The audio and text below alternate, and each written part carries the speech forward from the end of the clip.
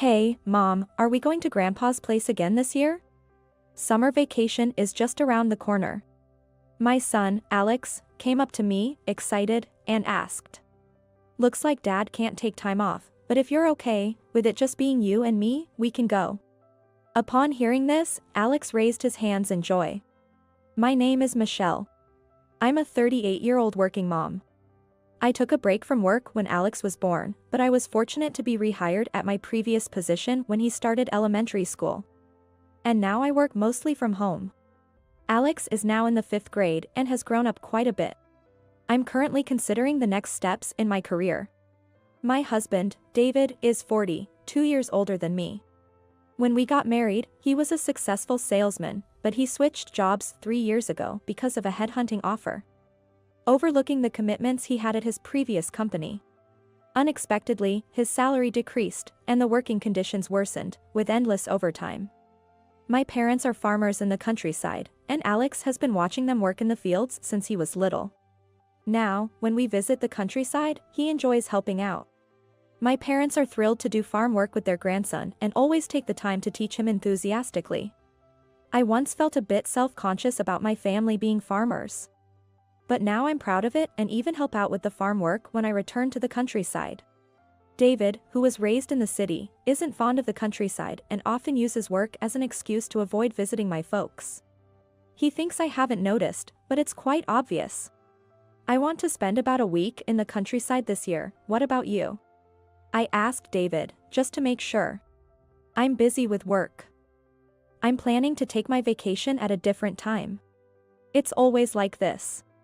Well, I guess staying at the in-laws for a week isn't appealing. But Alex is looking forward to it, so I decided to take him to the countryside again this year. Then, David would contact me almost every day. Where are my clothes? What should I eat for dinner? It was always something like that. Knowing David is not good at household chores, I set out his clothes so he wouldn't have to worry about laundry and left ready-made and frozen meals. So he should be able to manage with just a microwave. An adult should be able to take care of himself, and if he doesn't like it, he can eat out or buy something. Despite saying this, it was frustrating to receive trivial calls every day, as if he was wasting the time I had taken to prepare so carefully. When I got home, I was greeted by unwashed laundry, unemptied trash, and a mess, which only made me sigh. I mentioned it to David, but as expected, he said, I was tired from work, so it couldn't be helped. I work, take care of Alex, and do the household chores, yet he can't manage his own affairs for just 1 week? Although I was frustrated, I couldn't bring it up easily, knowing it would lead to a fight. It's been a month since returning from the countryside, and Alex seems to be pondering something. I wondered if he was feeling lonely after the stay, but his response was surprisingly mature. Grandpa and Grandma seem to have a hard time with the farm work. I wonder if they are okay. It would be nice if there was an easier way to do it. It was touching to see him worry about his grandparents, and I felt proud of how much he had grown. After a while, when I went to the office for the first time in a while, I ended up chatting with President Anderson. And the conversation turned to Alex. He was worried about his grandparents working in the fields the other time. Hearing this, President Anderson perked up. It seems our company is considering launching a new project to utilize our technology in agriculture. Though our company is small, we have developed various products. He wants to introduce them to agriculture as well. It's referred to as the digitalization of agriculture. When he said he was looking for farms to collaborate with on a trial basis, I immediately talked to my parents, and with my support, our family farm agreed to cooperate. Since then, there's been more vigor in my life.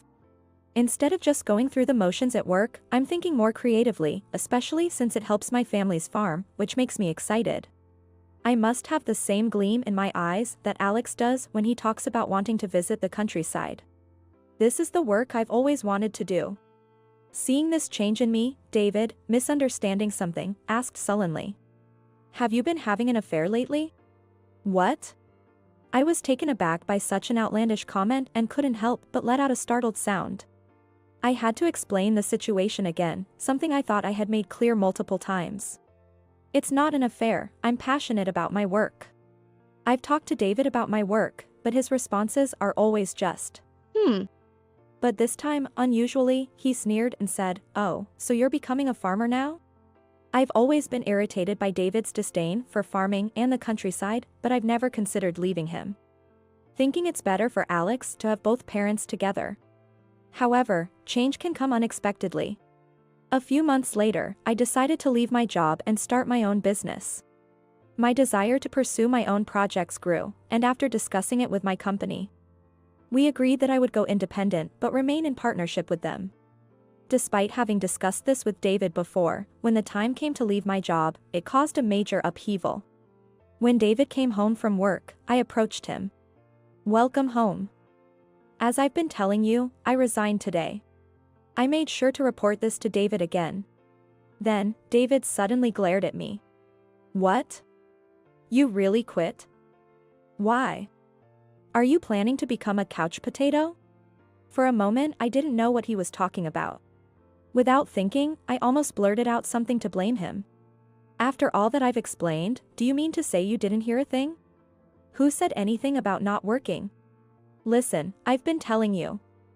I'm not quitting my job, I'm going independent." "Independent, huh? Sounds like a convenient excuse. You've been lounging around at home with your laptop, and I can never tell if you're working or just playing. And now you say you're going independent. Probably just to continue playing on your computer and pretending to work?"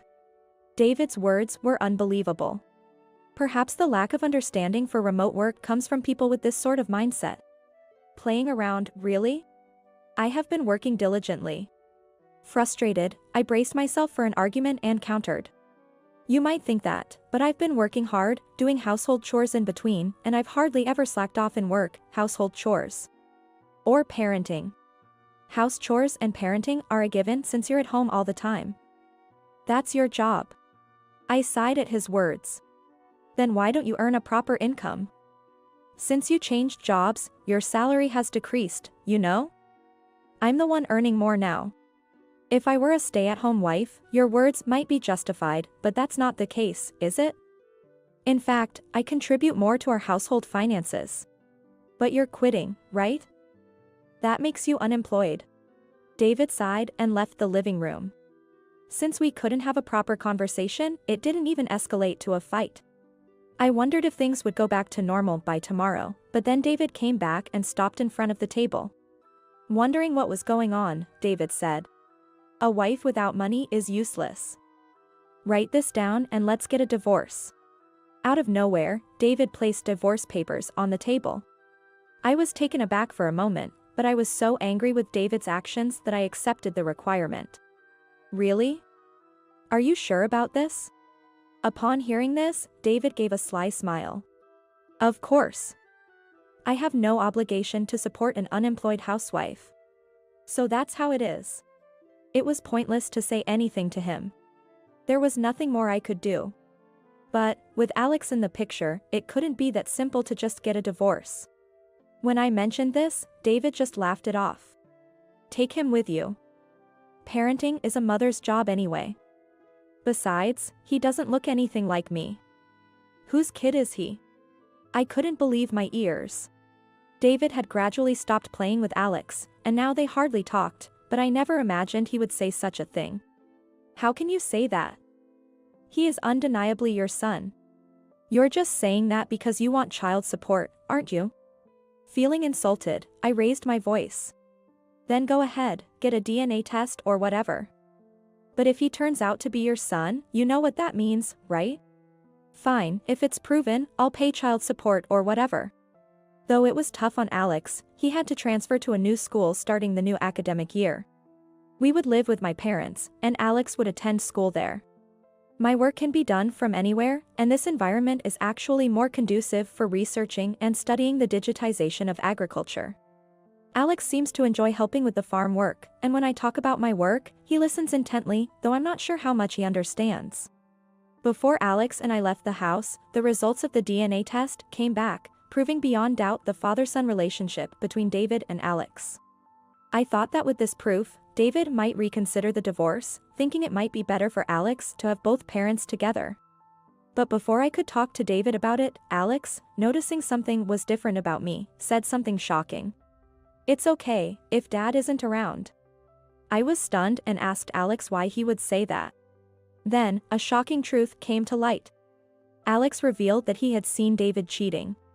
He had seen David walking arm in arm with a young woman several times while playing with friends after school. He also mentioned that he had seen them together on multiple occasions. It seems that Alex had been deep in thought since we returned from the countryside, partly because he had witnessed David's infidelity. But he hadn't mentioned it, thinking it would upset me. I couldn't deny that there had been some suspicious signs from David. Since changing jobs, he had been coming home late and even started taking his phone into the bathroom with him. I had thought he was just busy with work. I had never considered divorce, so the thought that he might be cheating never crossed my mind.